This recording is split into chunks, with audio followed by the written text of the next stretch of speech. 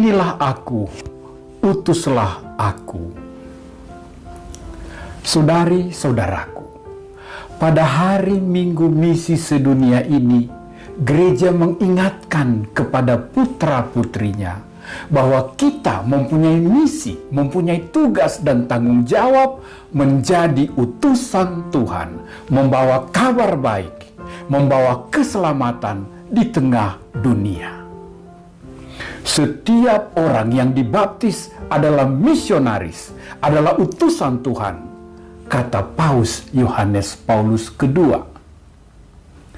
Sebaliknya, Paus Fransiskus lebih menegaskan, kita perlu keluar dari diri, dari komunitas, dari keluarga, dari gereja untuk mewartakan Allah, menghadirkan sukacita Injil.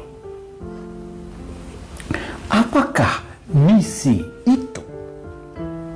Nabi Yesaya dalam bacaan pertama membantu kita memahaminya.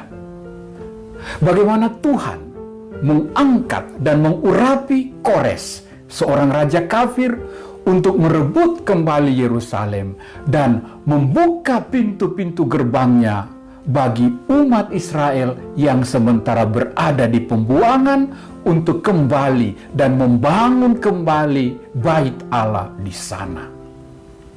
Itulah inti misi, memberitahukan kepada dunia bahwa Allah menghendaki keselamatan mereka bersama Dia. Bahwa Allah lah yang menciptakan dan menghendaki keselamatan semua orang. Inilah misi. Dan Allah bisa saja memilih orang untuk diselamatkan, tapi Allah juga dengan bebas menentukan orang lain, bahkan yang kafir pun, untuk ambil bagian dalam keselamatan ini. Itulah misi. Semua orang dipanggil mengenal Allah, masuk dalam persekutuan dengan Dia. Kendati kafir, Raja Kores siap diutus Tuhan, dipakai Tuhan, seolah Dia juga mau berkata, "Ini aku, utuslah aku, pakailah aku." Saudari dan saudaraku, Paulus, rasul dan misionaris yang hebat, menyapa saudara-saudarinya di Tesalonika sebagai orang-orang pilihan Allah. Allah telah memilih kamu, katanya. Paulus juga mengatakan, memang Allah memakai kami, Silvanus juga Timotius, untuk mewartakan Kristus kepada kamu. Tetapi bukan karena kata-kata kami, tapi karena kekuatan Allah, bimbingan Roh Tuhan, sehingga kamu terpilih, terpanggil, dan masuk dalam kalangan pilihannya. Dengan ini, Paulus mengakui Allah lah yang memanggil mereka masuk dalam persekutuan dengan Dia, dan bahwa Petrus, Paulus, Timotius, dan rasul-rasul lain hanyalah alat-alat yang dipakai Tuhan. Paulus dan kawan-kawan juga seperti Raja Kores, siap diutus Tuhan, siap dipakai Tuhan, seolah mereka juga mau berkata, "Ini aku, utuslah aku, pakailah aku." Dalam bacaan Injil, Yesus sendiri menunjuk dua bidang, dua lapangan perutusan kita, untuk Tuhan dan untuk dunia. Atau lebih spesifik lagi, pro ecclesia et patria. Apa maksudnya? Bahwa kita dipanggil menjadi putra-putri Allah yang sadar akan tugas dan tanggung jawab terhadap Allah dan terhadap negara, terhadap dunia. Kita diutus membawa sukacita Injil, menjadi terang, ragi, dan garam bagi dunia, di dalam gereja dan di tengah-tengah kehidupan. Kata-kata Yesus, berikanlah kepada Kaisar apa yang menjadi hak Kaisar, dan kepada Allah apa yang menjadi hak Allah, adalah dapat ditafsirkan sebagai panggilan untuk mematuhi undang-undang, peraturan-peraturan negara, kewajiban-kewajiban sebagai warga negara dengan sungguh-sungguh. Dan serentak kita perlu mematuhi hukum Tuhan, perintah Tuhan yang dipelihara dan diajarkan gerejanya juga dengan sungguh-sungguh. Konkretnya, kita ikut membangun hidup bersama, hidup beragama, peri kemanusiaan, persatuan dalam keragaman, keadilan, permusyawaratan, dan keadilan sosial. Kita ikut wajib membayar pajak, serta kewajiban-kewajiban kemasyarakatan, memilih wakil-wakil rakyat, dan pemimpin yang bertanggung jawab, bermoral, dan beriman. Serentak kita menjadi putra-putri Allah yang membangun keluarga, anak-anak Allah dalam cinta kasih sayang, dalam hidup saudara bersaudara, saling care dan peduli, merayakan iman dengan bebas, penuh harap dan kasih. Di tengah-tengah negara, di tengah-tengah gereja, kita juga seperti Raja Kores, seperti Paulus dan kawan-kawan, kita ikut berkata, "Inilah aku, utuslah aku, pakailah aku." Sekarang, lebih konkret, pada dunia kita, pada negeri kita, pada gereja kita, kita perlu menjadi misionaris, utusan Tuhan, pembawa sukacita Injil, kebenaran, dan persaudaraan anak-anak Allah.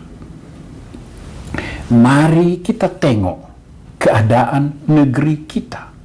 Saat ini, COVID-19 membawa ketakutan, ancaman, bendera hitam berkibar di negeri kita.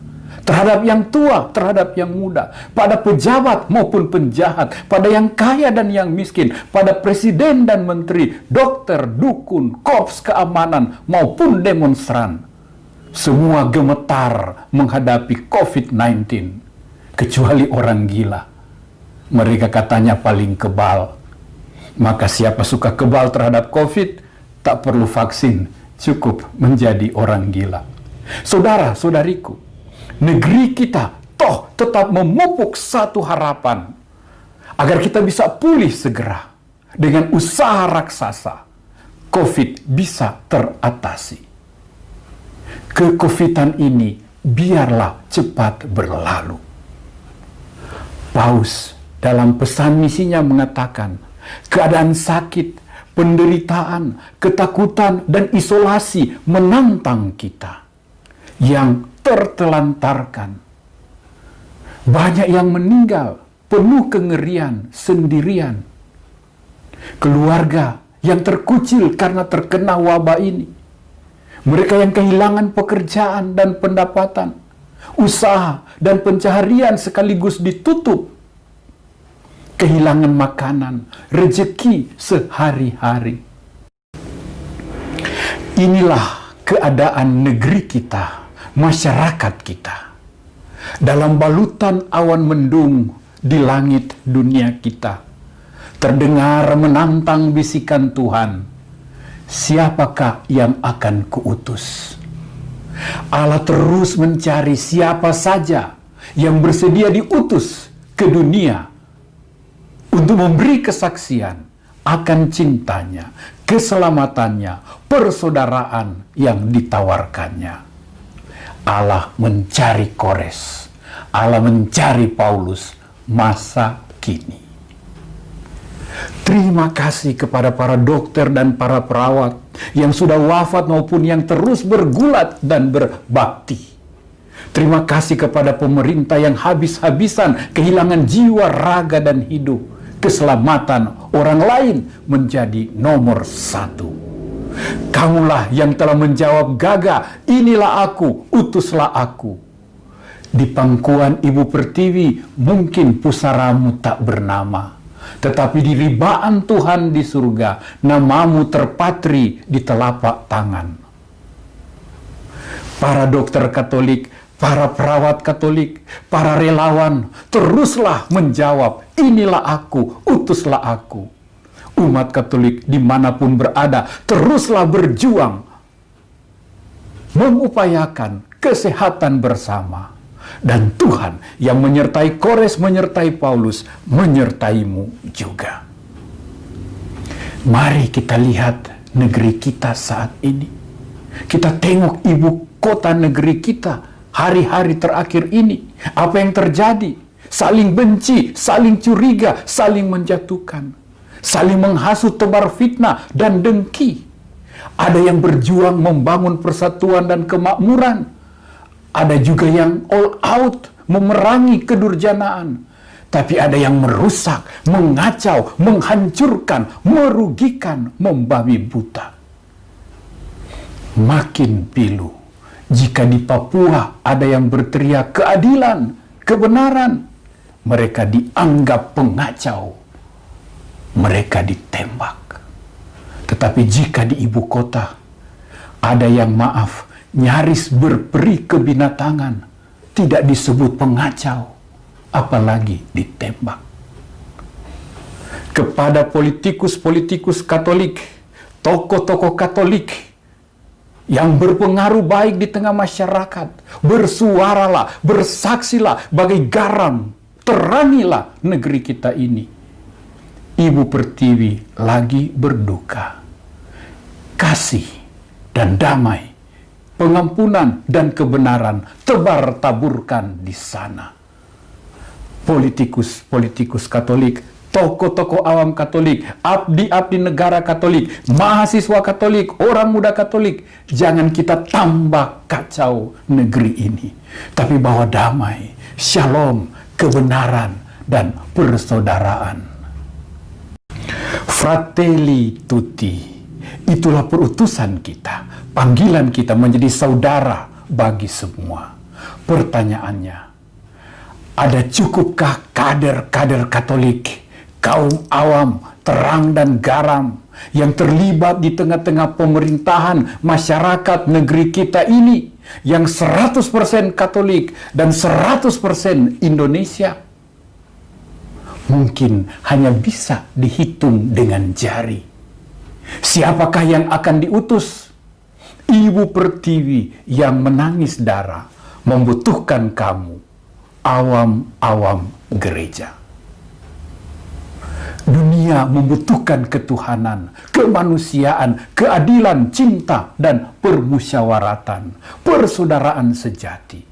Jadilah kita utusan Tuhan, wajah Tuhan, hati Tuhan. Mulai dari rumah, keluar dari rumah, dari keluarga, di tempat kerja, bangun kebersamaan, persaudaraan sejati, non-violence, saling memanusiawikan, homo homini salus. Gereja kita, paroki kita, wilayah rohani kita oleh COVID-19 ini telah menelan banyak korban, yang ketakutan, yang kesusahan, yang kesepian, kesunyian. Jangan sampai ada yang lapar, yang terlilit hutang, yang anak-anaknya tak mampu belajar daring karena tanpa kuota. Yang lansianya, oma opa kesunyian, kesepian, sendirian, nyaris tak pernah bertemu orang lain kecuali orang-orang dalam rumah. Siapakah yang akan kuutus? Tanya Tuhan. Inilah aku, utuslah aku. Bawalah Tuhan jadi saudara di tengah saudara. Biar sekedar say hello, berbagi biskuit, teh panas. Terima kasih ketua-ketua wilayah rohani. Terima kasih kelompok-kelompok kecil, fratelli tutti. 3-4 anak muda menjadi fratelli sorelle bagi yang lain. 3-4 ibu yang sehat dan berani. Door to door. Membawa lagu, membawa doa. Membawa hiburan. Membawa biskuit dan teh hangat. Duduk sejenak, berbagi cerita, berbagi doa, bernyanyi bersama. Hari Minggu Bisi tahun 2020 ini, Tuhan tidak meminta kita berangkat ke Afrika atau ke Eropa untuk menjadi misionaris di sana. Tuhan minta, berilah pada negerimu, masyarakatmu, apa yang harus kau berikan padanya. Dan berikanlah kepada Tuhan apa yang harus kau berikan kepada Tuhan. Inilah aku negeriku, inilah aku gerejaku. Bukan kekerasan, tapi kasih dan kelembutan. Bukan ketakutan, tapi keberanian. Bukan putus asa, tetapi terang harapan. Bukan angkara murka, tetapi persaudaraan yang lemah lembut, berbudi bahasa halus, dan perangainya. Tuhan yang mengirimkan Kores, Tuhan yang mengirimkan Paulus bertanya, siapakah yang bisa kuutus? Ini aku, utuslah aku, Tuhan. Tuhan menyertaimu.